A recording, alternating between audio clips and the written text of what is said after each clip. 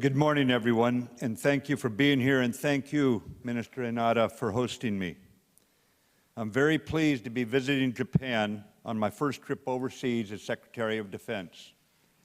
It's been many years since I first served in Japan as a young lieutenant in the Marines, but I have fond memories and good friends from that time. It's clear that much has changed since those years, but one thing is certain. The alliance between the United States and Japan is enduring and will remain as the cornerstone of peace and security in the Asia-Pacific region. Let me assure you that President Trump's administration places a high priority on this region and specifically on long-term allies like Japan. As I told Minister Inada, the United States remains committed to the defense of Japan under the Treaty of Mutual Security, and we stand ready to enhance our alliance to the benefit of regional peace, prosperity, and freedom. Today, the Minister and I discussed the security situation, and I made clear that our long-standing policy on the Senkaku Islands stands. The United States will continue to recognize Japanese administration of the islands, and as such, Article 5 of the U.S.-Japan Security Treaty applies. As the Japanese people know so well, jointly we face many security challenges in this region. From the threat of nuclear and missile provocations by North Korea to increasingly confrontational behavior by China in the East and South China Seas, we recognize the changing security situation. In our meeting together, Minister Inada and I confirmed our intention to continue close coordination on these and other security issues. I also expressed the United States' appreciation for Japan's stabilizing and strengthening efforts with Southeast Asian partners, which contribute to regional peace, prosperity, and freedom. The U.S.-Japan alliance is critical to ensuring that this region remains safe and secure, not just now, but for years to come. The 2015 defense guidelines and Japan's peace and security legislation lay the foundation for us to do much more together, to increase interoperability between our forces, and to bolster Japan's capabilities from peacetime to contingency if needed.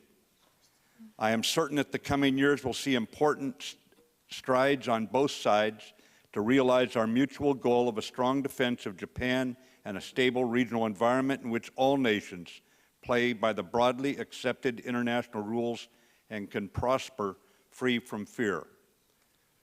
The United States has invested in the alliance by deploying our most advanced capabilities to Japan and by maintaining a robust force structure. I also mentioned to Minister Inada that the United States remains committed to mutually agreed upon realignment plans. These include relocating Marines to Guam and reducing our footprint on Okinawa while maintaining the capabilities needed to keep Japan and the region secure. During my discussions here, we agreed that our mutual efforts to build the Fatima replacement facility will continue as it is the only solution that will enable the United States to return the current Marine Corps Air Station at Fatima to Japan. Japan has made noteworthy contributions to regional security and to the alliance, and the United States deeply appreciates these contributions. But make no mistake, in my meeting with Japanese leaders, both our nations recognize that we must not be found complacent in the face of the emerging challenges.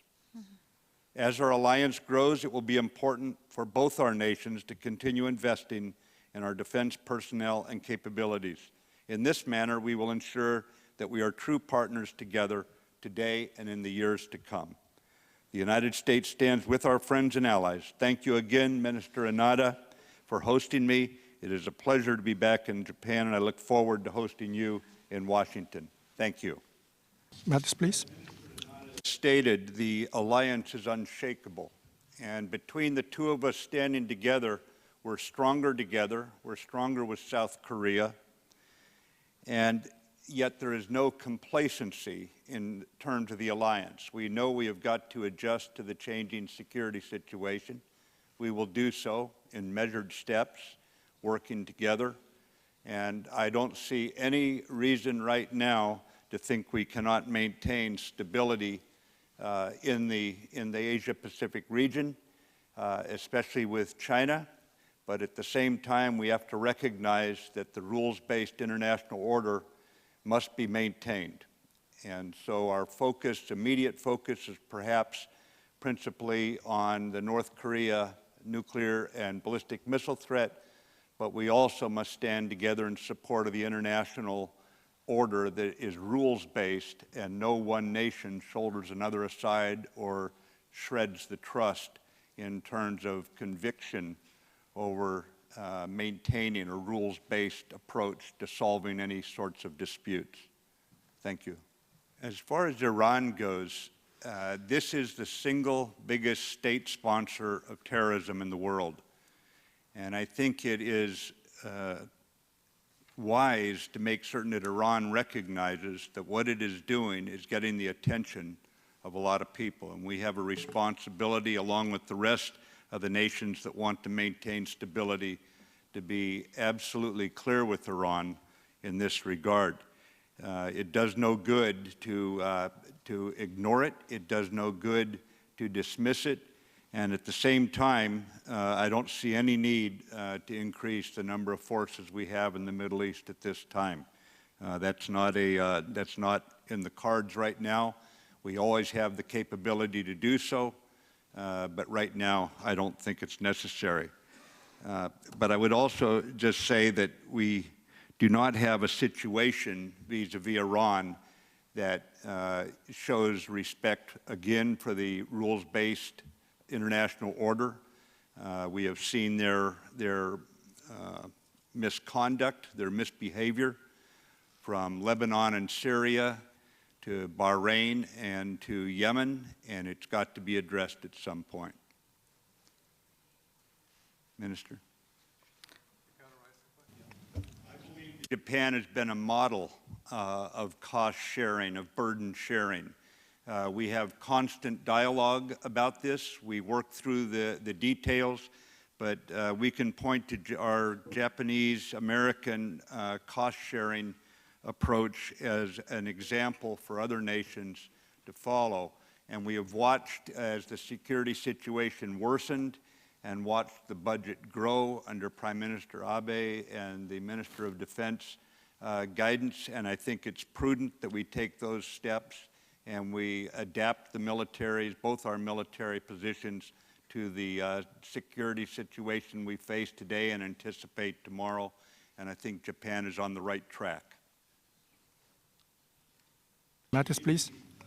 We've watched in the South China Sea as China has shredded the trust of nations in the region, apparently trying to have a veto authority over the diplomatic and security and economic conditions of the neighboring states. And the point behind a rules-based international order, what those words mean is that we all play by the rules, and if we have disputes, we take them to arbitration. We don't settle them by taking military means and occupying land that is subject to question, to say the least, about who actually owns it, or is it international waters. So what we have to do is exhaust all efforts, diplomatic efforts, to try and resolve this properly, maintaining open lines of communication. And certainly our military stance should be one that reinforces our diplomats in this regard. But there is no need right now at this time for military maneuvers or something like that that would solve something that's best solved by the diplomats. At the same time, freedom of navigation is absolute, and whether it be commercial shipping or our U.S. Navy, we will practice in international waters and transit international waters as appropriate. So at this time, we do not see any need for dramatic military moves at all. Inada